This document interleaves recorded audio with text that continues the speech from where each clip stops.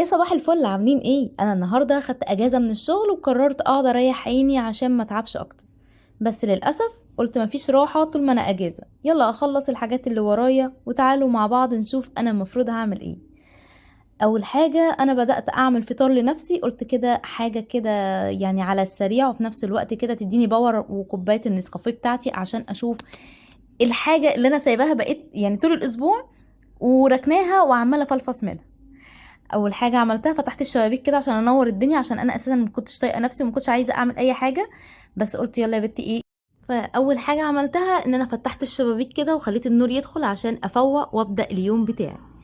طبعا الحمد لله الدنيا مش متبهدله قوي، فانا مشيت على الشقه كلها بالمكنسه عشان الدنيا تبقى ملمومه كده وزي الفل، وبعدين رشيت معطر وولعت بخور. قال يعني كده بروق على نفسي وبساعد نفسي ان انا اكمل بقيه اليوم واكمل بقيه الترويق بتاع الشقه.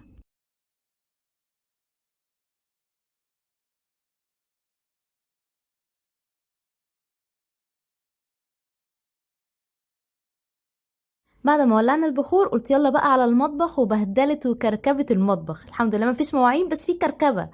فاول حاجه بس معلش سوري هعملها، هطلع فطار لليلي اسلق لها بضايه كده لان هي مش سايباني وماشيه في ديلي. وبدات بقى اروق الحاجات اللي على الرخامه، اكياس هنا وحاجات هنا ونعناع هنا.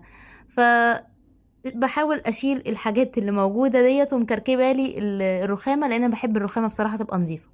كيس العسل ده بقى له يومين انا شارياه وحطاه كده، فيلا وقته بقى ان هو يتفضى في البرطمان ويتشال.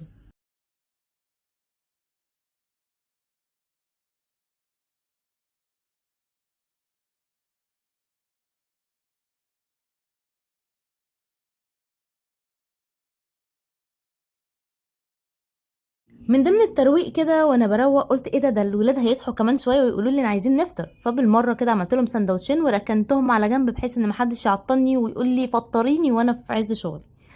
فحطيت لهم فطارهم على جنب ورحت الاتجاه التاني، كان في مواعين بتتصفى من بالليل بقى الحلل والحاجات دي، يلا هوب اشيلها مكانها.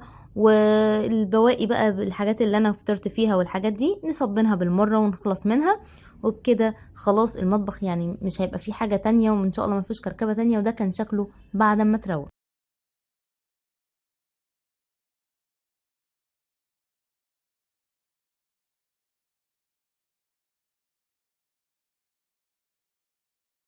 عذرا على هذا المنظر، الأوضة دي ما بفتحهاش أساسا وعمالة أكون فيها غسيل فوق غسيل. بس أول حاجة قلت يلا يا ليلي تعالي اتنقلي من أوضة النوم وحطيتها في الأوضة دي، وعشان أغير لها فرشتها كده يعني واروق عن حالها.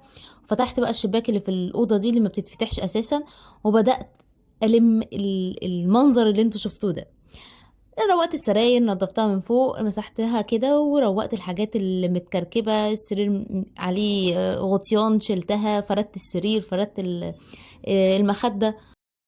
بتكعبل في لعبة وانا ماشية بشيلها يعني كده. وبعد كده بقى رحت لهرم الغسيل اللي موجود قدامنا ده، وقلت لازم جه وقته ان هو يتطبق ويتشال في الدولاب بتاعه. شلت الجواكت بتاعت العيال في الدولاب. وطبقت بقى الليلة ديت، والحمد لله الأوضة هديت تماما عن الأول. يعني أنا أكره حاجة الغسيل ده، فطول ما هو خلاص اتروق يبقى الدنيا كلها اتروقت. وده كان منظر الأوضة وأنا هلكت تماما وقلت كفاية.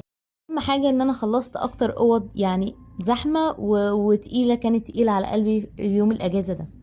يا رب يكون الفيديو عجبكم، كان فيديو جديد ويعني مختلف على القناة بتاعتنا. متنسوش تعملوا اشتراك في القناة ولايك لو عجبكم الفيديو بتاعنا، واستنونا في فيديو جديد ان شاء الله.